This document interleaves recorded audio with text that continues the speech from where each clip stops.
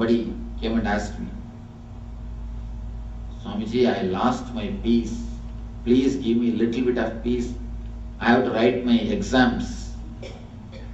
University exams are coming. I have to do my exams. And I have to get my gold medal. Please give me a little peace so that I will be successful in my exams.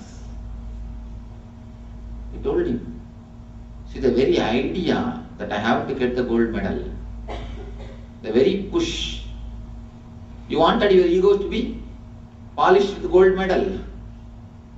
You wanted your ego to be shining like a gold medal. That one thing is more than enough to create enough tension in you, stress in you. People ask me, Swamiji, should we not work to achieve the gold medal? Working to achieve the gold medal is perfectly alright, wonderful. But worrying to achieve the gold medal is not going to work. Working to achieve the gold medal is alright, but worrying to achieve the gold medal is not going to work for you. The moment the craving enters inside, the moment you internalize the craving, your whole being is broken as two pieces. One is reality, another one is imagination. So the reality and imagination is continuously fighting. In the Ramayana, the great epic from India, there is a reference. There is a man called Vali. He is not even a man, monkey. Monkey called Vali.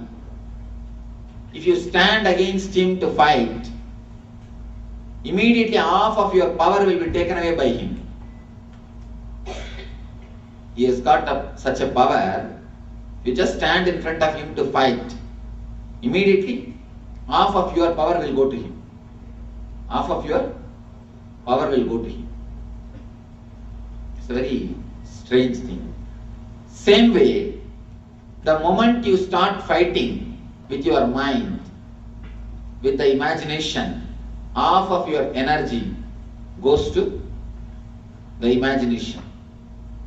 I always tell people, it is you who give power to imagination and start fighting with it. It is you who create tension in your being. The moment any craving enters, the moment you internalize the things, you will see, immediately you will see, you create tension in your being, in your relationships, in your situations, in your lifestyle. The moment you put something in front of you, the moment something glitters in front of your eyes, tension starts. In the South Indian villages, people who wash the clothes, they are called washermen. They will go around the village and collect all the clothes, take to the village river and wash the clothes and bring it back. They will have donkey. Those donkeys will not move very easily. What they will do, they will just tie a stick in the head of the donkey, and in that stick a carrot will be hanging. They will put a stick on the head of the donkey, and in the stick a carrot will be hanging. And what donkey will do naturally? It will try to catch the carrot and it will move. The stick also will be moving with them. It will try its best to catch the carrot. It will move, but carrot also will be moving. This is the way they will take the donkey to the river. And the moment donkey reaches the river, they will remove the stick. Again, when they want the donkey to move, they will put the stick again. Again, the donkey will start moving towards the house. If you work having some imagination in front of you, we are also nothing but the same donkeys, dangling carrot. Because the moment you reach there, the carrot will be there. It will not be in your hand. People again and again ask me, Swamiji, then should we throw away all our ambitions? I tell you, there are two things. Chronologically planning your goal, your day-to-day life, your budget, your programs. The chronological planning will never take much time, will never take much of your energy. It is just your psychological worrying which totally sucks you, which totally drains you. There is a beautiful saying from Krishnamurti. 99% of your worries never come true. Whatever 1% comes true is always good for you. 99% of your worries never comes true. Whatever 1% comes true is always good for you. Chronological planning is alright, but psychological worrying is not going to work. It is going to again and again make you feel uneasy, feel stressed. A simple understanding. If you look into your life, if you think your mind is like a tape, actually if you continuously speak whatever you think per day, how many cassettes will you produce? Maybe some 18 cassettes, because only 18 hours you can speak. You will sleep other remaining hours. Maybe maximum 18 cassette, 18 1-hour cassette you may produce. If you think one day length of your mind is 18 hour tape, length of your mind per day is 18 hour. You don't need 18-hour tape for your chronological planning. For your chronological planning, the day-to-day activity planning, or your budget, or to set your goal, or to do the useful activity for your life, you don't need 18-hour tape. Then naturally what you do with the excess energy, you try to create psychological worry. You try to start bothering about the things which you already thought.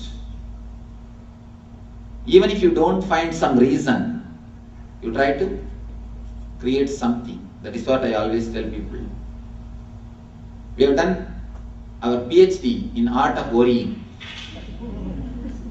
When you have done your PhD in art of worrying, you know how to create reasons. You know how to start worrying about things. The moment you start craving, you will create a deep tension inside your being. Deep stress inside your mind. And in a very simple way, you can experiment what I say. Just for 3 days, not more than 3 days, just for 3 days. If you can live dropping all the cravings, just you can try. Of course, surely in these 3 days, you will not lose all your wealth, or you will not die.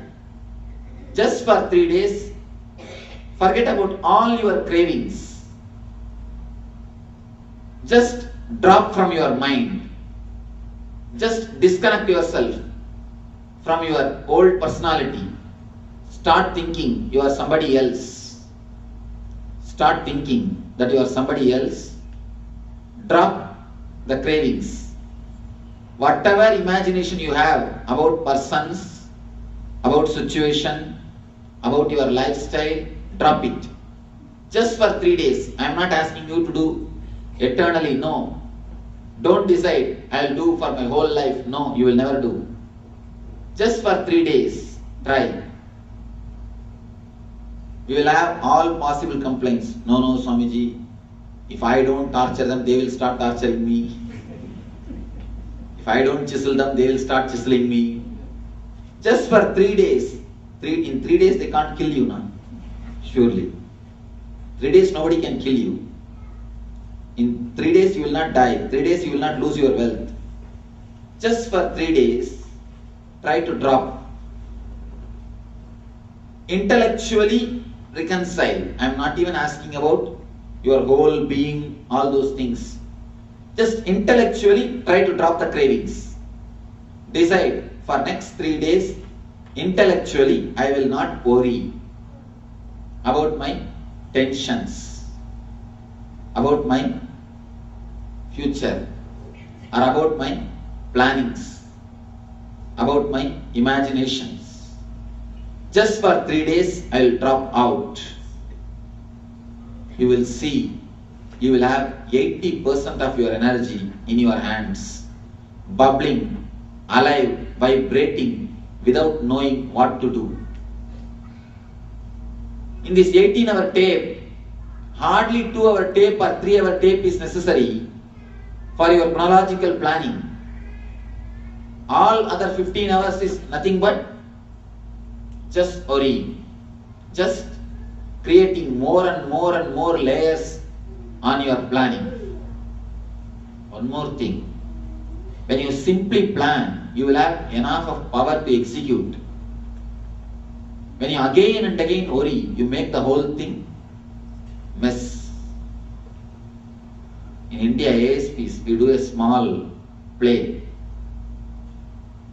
Just I will utter one statement to person who is sitting next to me. He will utter in the next person's ear, and it will go to the next person, next person. When it comes back, always it comes back as opposite statement. I have seen, just you utter one statement to one person, tell him to spread. It will go from ear to ear, ear to ear, the mouth to ear, just like that. When it travels round and comes back, it is always opposite. Actually, if you look little deep, you are again and again doing the same thing in your mind. If it is just one word, once you plan it, no problem. But again and again, you try to repeat. When you try to repeat, you make the whole thing mess. Actually, tension or the craving itself is nothing but low self-confidence. People come and ask me, Swamiji, if we don't worry, how will we solve our problems? I ask them, how many years you lived? Already you lived 40 years. In this 40 years, did you live without any problems? Can any one of you say that last 40 years I lived without any problems? No. When you can live 40 years with problems, can't you live next 40 years also? Even if there are going to be problems, why do you start worrying now itself? When you can manage this last 40 years, can't you manage the next 40 years? Naturally. And you have already 40 years experience. You must be less bothered about the future. When you have intelligence to solve the present moment's life, when you have intelligence to solve the problems which is created in this moment, naturally the same intelligence will work when you are going to face the problem when it comes. The problem is, even the real problems are not problems. The imaginary problems are the problems. You try to create problems in imagination and start fighting with it. Start fighting with it. People ask me, Swamiji, really what should we renounce? I tell them, renounce what you don't have, that is enough. I am not asking you to renounce what you have.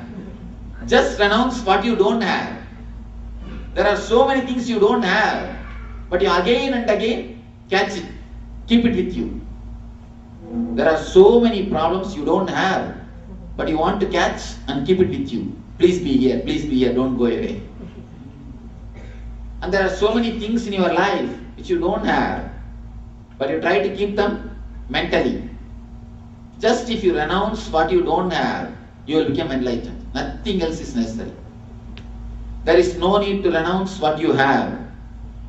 What you have is yours. Enjoy. Just renounce what you don't have.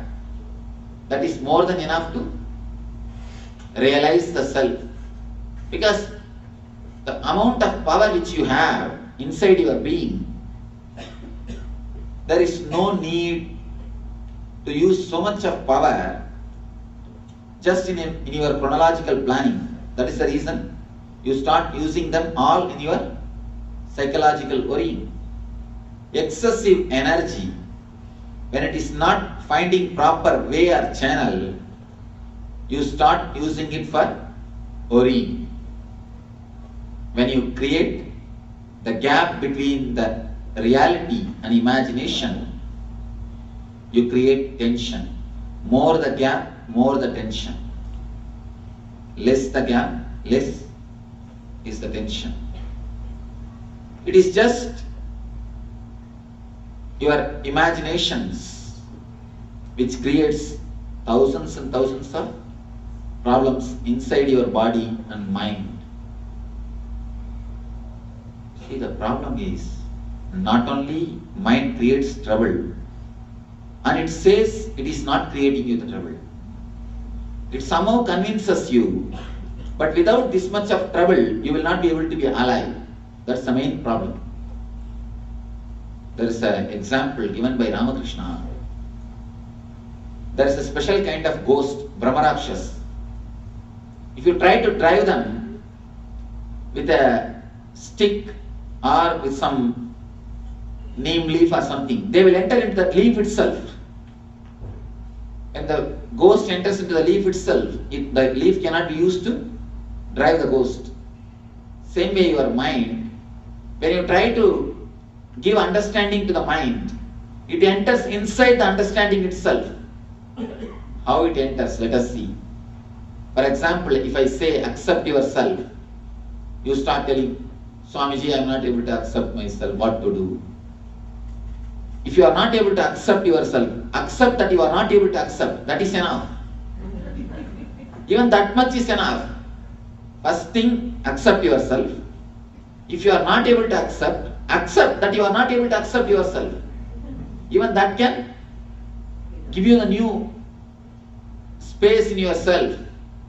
You will drop from this fighting. You will drop from this continuous tug of war which is happening inside your being, between you and you. Accept yourself. When you are not able to accept yourself, accept that you are not able to accept yourself. Even that can liberate you from yourself.